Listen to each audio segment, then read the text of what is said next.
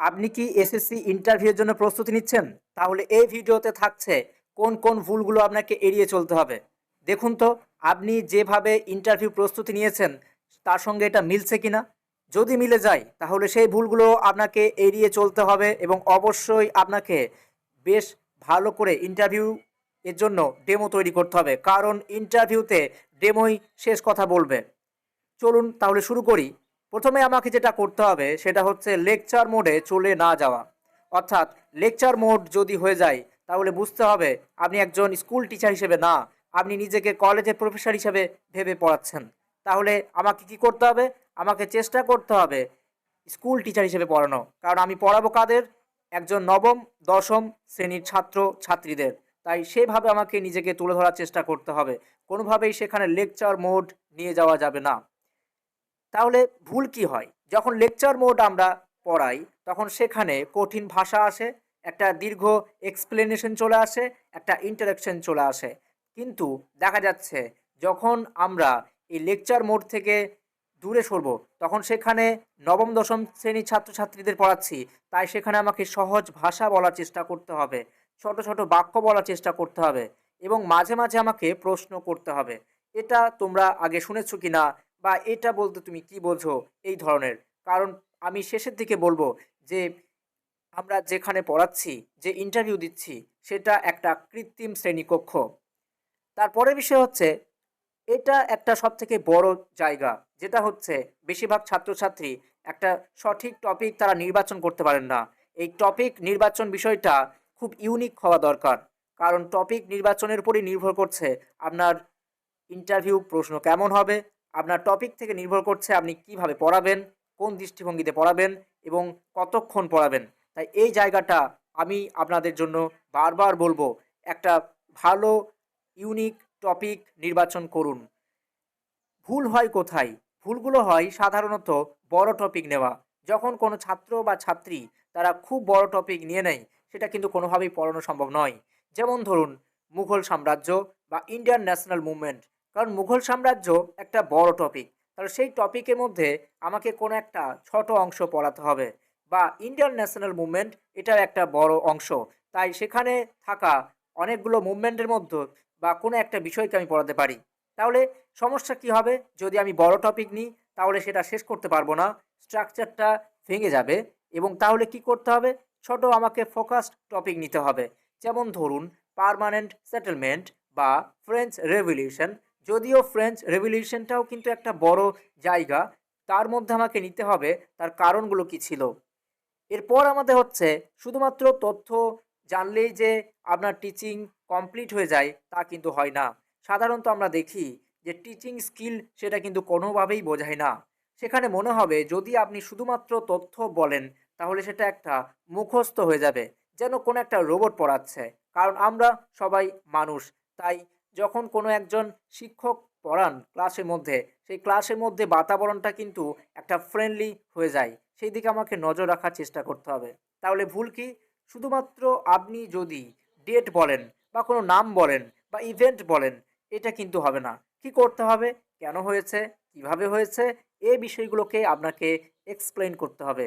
বিভিন্ন ছোট ছোট উদাহরণ এক্সাম্পল দেওয়ার চেষ্টা করতে হবে। স্ট্রাকচারটা অনেকেই দেখেছি ভুলভাবে উপস্থাপন করছেন।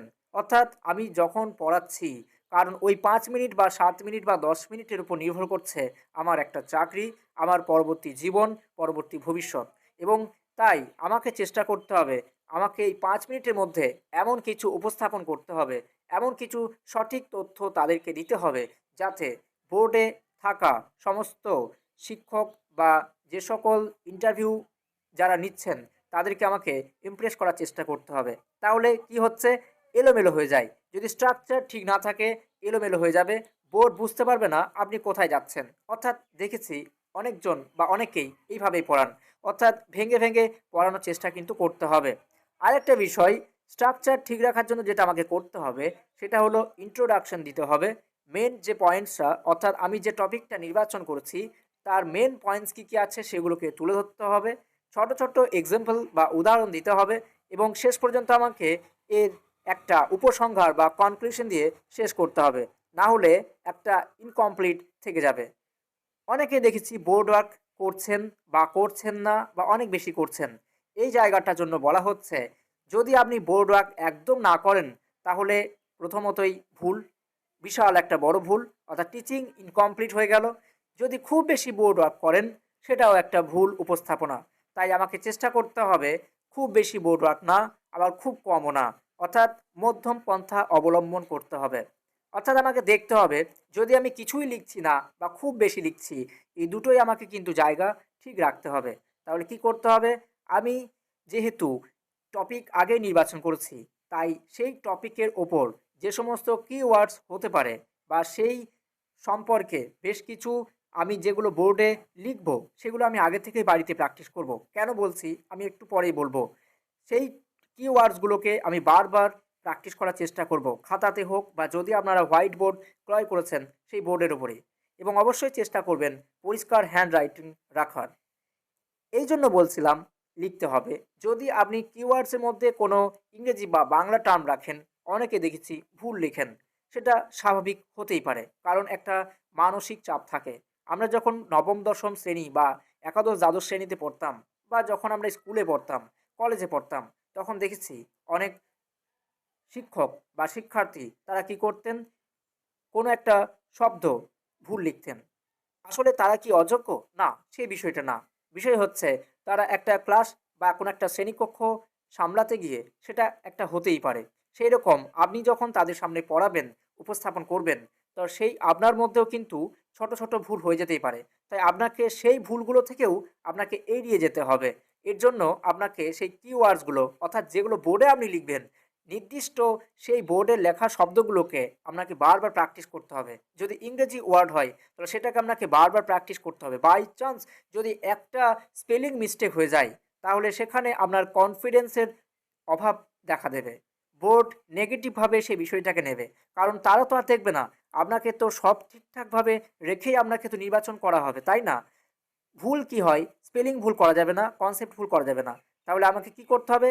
বিভিন্ন ধরনের কি টার্মগুলোকে, যেমন আমি উদাহরণ হিসাবে বলছি, ধরুন সত্যাগ্রহ বা ইন্ডাস্ট্রিয়াল রেভলিউশন, এগুলোকে আপনাকে বারবার বাড়িতে আপনার নিজস্ব যে টপিক নির্বাচন করেছেন সেই জায়গা থেকে সেগুলোকে বারবার প্র্যাকটিস করুন। আরেকটা বিষয় যেটা দেখা যায়, অনেকেই পড়ানোর সময় খুব দ্রুত বলেন বা খুব আস্তে বলেন। বারবার বলছি সবকিছু মধ্যম পন্থা অবলম্বন করা উচিত। যদি আপনি খুব দ্রুত বলেন, তাহলে সামনে যিনি রয়েছেন, যে ইন্টারভিউ যিনি নিচ্ছেন, তার কাছে সঠিক শব্দগুলো পৌঁছাবে না। যদি আপনি ধীরে বলেন, তাহলেও কিন্তু আপনার তারা ভয়েস কিন্তু শুনতে পাবে না। তাই আপনাকে চেষ্টা করতে হবে আপনার দূরত্ব থেকে একটি সঠিকভাবে উপস্থাপন করা, এবং পাশাপাশি আপনি খুব দ্রুত বলবেন না, তাহলে সেক্ষেত্রে আপনার ক্ষতি। কীরকম? যদি আপনি দ্রুত বলেন, তাহলে প্রথমত আপনার শব্দগুলো জড়িয়ে যাবে, সঠিক উচ্চারণ হবে না, এবং পাশাপাশি আপনি যদি খুব দ্রুত বলার চেষ্টা করেন, তাহলে আপনি নিজের মাথার মধ্যে বিভিন্ন এরপর কি বলবেন সেগুলোকে সাজাতে পারবেন না। যদি আস্তে ধীরে সুস্থে বলার চেষ্টা করেন, তাহলে দেখবেন আপনি মাথার মধ্যে কোন কথাগুলো এরপর বলবেন, কোন সালটা বলবেন, কোন ব্যক্তির নাম আপনি উচ্চারণ করবেন, সেগুলো আপনি মনের মধ্যে সাজিয়ে নিতে পারবেন। এক্ষেত্রে আপনার যে ডেমো ইন্টারভিউ বা ডেমো ক্লাস, সেটা খুব সুন্দর একটা উপস্থাপন করা সম্ভব হবে। গুরুত্বপূর্ণ জায়গায় আপনি ২ সেকেন্ড বা ৩ সেকেন্ড বা তার কম সময়েও পজ নিতে পারেন। আরেকটা বিষয়, কারণ ১ম এ আমরা তো বলেছি যে শ্রেণীকক্ষে আমি পড়াচ্ছি বা যে ইন্টারভিউ আমি যে দিচ্ছি, সেখানে তো আমি আগেই ধরে নিয়েছি এটা একটা কৃত্রিম শ্রেণীকক্ষ। তাহলে যদি আমি ১ম এই উচ্চারণ করে ফেলেছি এটি একটা কৃত্রিম শ্রেণীকক্ষ হিসেবে আমি দেখতে পারি, তাহলে কেন আপনি ছাত্রদের ইগনোর করছেন? অর্থাৎ আপনার ছাত্ররা আছে, কিন্তু তাদের দেখা যায় না। তাহলে আপনি যদি টিচার স্টুডেন্ট কানেকশন যদি না রাখেন, তাহলে এটা একটা বড় ভুল। আপনাকে অবশ্যই ধরে নিতে হবে তারা আছে। তারা আছে, তাই তাদেরকে মাঝে, মাঝে প্রশ্ন করার যদি আপনার সময় থাকে, অবশ্যই করার চেষ্টা করবেন। আরেকটা সবথেকে বড় বিষয়, যেটা বেশিরভাগ ছাত্রছাত্রীদের মধ্যে দেখা যায়, আর যাদের মধ্যে দেখা যায় না, তারাই শেষ পর্যন্ত হয়তো ইন্টারভিউ ক্লিয়ার করতে পারেন। তারাই হয়তো তাদের সেই জয়জয়কারটা নিয়ে আসতে পারেন। আর যেটা হচ্ছে নার্ভাস বডি ল্যাঙ্গুয়েজ। এটা কিন্তু একজন শিক্ষকের জন্য সবথেকে বড় একটা চ্যালেঞ্জ। তাই চেষ্টা করতে হবে আপনাকে আজ থেকেই এই কনফিডেন্টটা আনার। অর্থাৎ যখন যে কেউই, এটা সবার জন্যই হয়।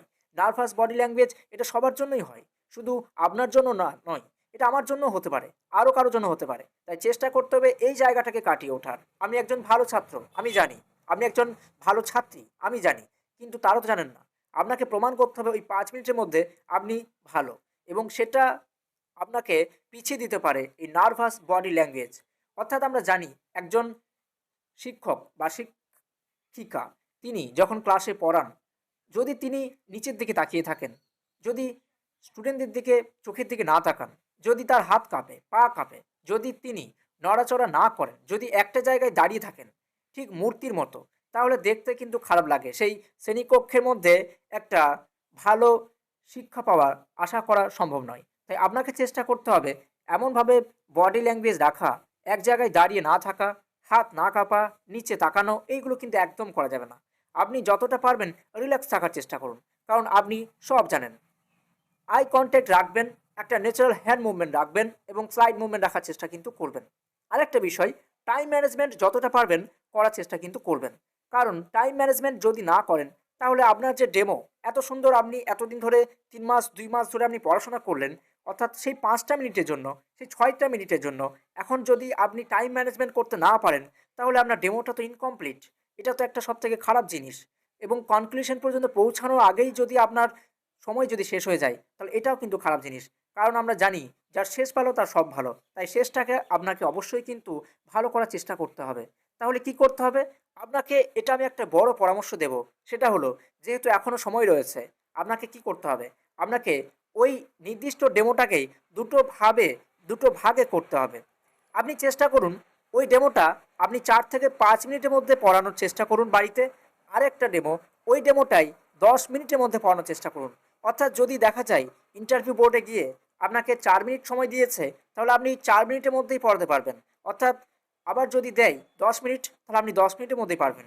কিন্তু যদি আপনি প্র্যাকটিস যদি না করেন বাড়িতে সকাল সন্ধ্যা, তাহলে কোনোভাবেই আপনাকে ওই ৪ মিনিটের ডেমো ১০ মিনিট করা সম্ভব হবে না, বা ১০ মিনিটের ডেমোটা ৪ মিনিটেও পারবেন না।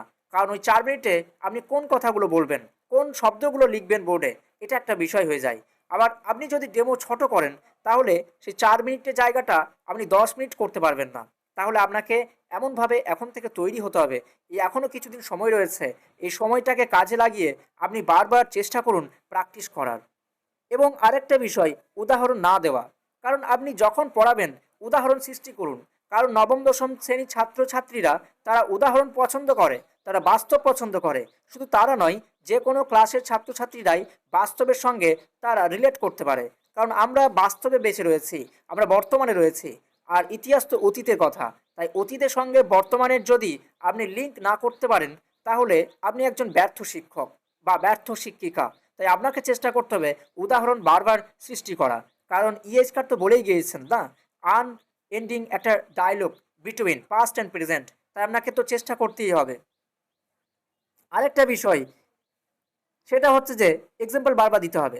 শেষ কথা আমি একটাই বলবো, দেখুন, আপনার সঠিকভাবে আপনি টপিক নির্বাচন করুন, সঠিকভাবে উপস্থাপন করুন, আর যে ভুলগুলো আমি আপনাকে দেখালাম এতক্ষণ ধরে, সেগুলো এড়িয়ে চলুন। দেখবেন আপনি ঠিকই পৌঁছে গিয়েছেন আপনার সাফল্যের দরজায়।